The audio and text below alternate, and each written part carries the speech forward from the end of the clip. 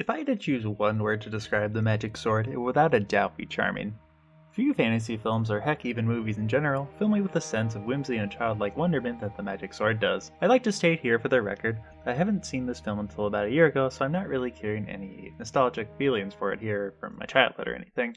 So with all that said, this flick really is the bee's knees, bro. If you like exploring the internet to find old school genre films, this is the kind of movie you want to find when you're discovering stuff like that. The trailer promised non-stop magic and thrills, and I'm happy to confirm it wasn't lying. So what is about this 1960s corn and cheese fest that strikes such a nerve with me? Well, at first glance, it may seem obvious that the old school effects really do ooze a style and give this movie a flair all its own. Throughout the film, we follow our hero, Sir George, and his fellow knights as they try to rescue a princess from the grasp of an evil wizard. In order to do this, they must survive his 7 deadly curses. These include an ogre, which looks an awful lot like me in high school, a boiling swamp, a witch, a dry desert, some spooky ghost, and a dragon, and finally the dark wizard Lodak himself. This video game-like structure keeps the plot simple and lets us get to the effects much quicker, which are the real meat of the film. One of my primary issues with the magic sword would be the inconsistent quality of these special effects. The worst of these effects has to be the ogre, since it looks like a werewolf mask with a little poof on top.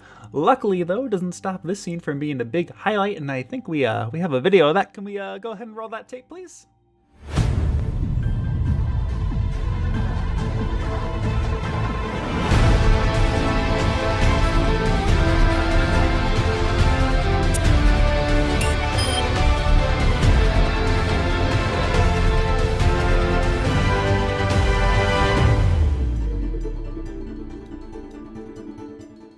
The swamp and the desert are decent looking. The sets are a bit boring. You can't knock the swamp too badly though. The death here is one of the best in the whole film. Now moving right along, the fourth curse, the witch, and the minions of Lodak are memorable for their makeup and some spooky vibes. They look great, and I really think they sell the aesthetic of the ending of the film inside the castle and everything. It really gives that sort of grimy, dark castle, final boss level demeanor.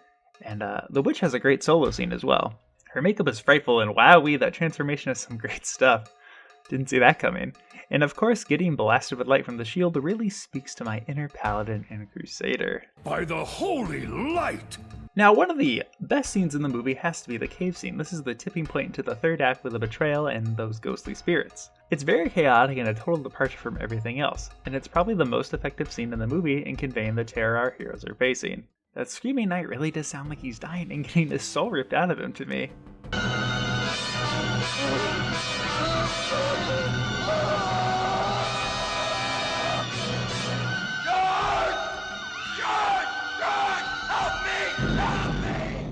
Then finally we have the dragon at the end of the film. The whole movie has been leading up to this moment. Since the beginning, we've been teased with hearing the dragon roar from outside the walls. We can't see it, seeing people being led to their deaths and being devoured by it. So does it meet my expectations? Hell yes it does! It shatters them! It slowly rises up from the floor and unveils itself with a glorious roar. Look at this thing, what a piece of craftsmanship! It's got 2 heads, makes spine-tingling sounds, breathes fire, and come on, look at those shots! It looks so awesome. Just look at these shots. They're so old school. I love them so much. Those over-the-shoulder shots. Oh, man. Come on. Look at those. I can't get enough of these old school effects. And this scene right here just... it oozes that charm and whimsy that I was talking about at the beginning. I really just can't get enough of this scene. It's golden. Okay. Enough gushing over these effects. I have a few other things I want to talk about. Now, pacing is something that will plague some lower budget stuff and some old stuff like the magic sword. Luckily though, Magic Sword knows what it wants to do, and it's action-packed and quick moving. The first 20 minutes or so are kind of a slow burn, but once George gets his magic sword, it moves along blissfully from one curse to the other. It keeps the rules simple and unfolds like an old school video game as I mentioned, tackling each level as it comes and keeping the body count high, with enough throwaway knights to use as cannon fodder, keeping the stakes high throughout. Though if you have a favorite knight, don't worry, they come back to life at the end. Spoilers! Well, that's pretty much everything I just wanted to say about the Magic Sword. It's visually whimsical and an all-around charming film. Of course not without its cheesy faults. You can watch it for free here on YouTube. I think it's really worth a watch, and it's just over an hour. If nothing else, check out that dragon scene. As I mentioned, that part is so good! It's fire! If you like this video, be sure to subscribe. And if you want to hear me talk about monsters from D&D and high fantasy in general, check out the Beastery series here on my channel. Thanks so much for watching, and until next time, safe travels, adventurer.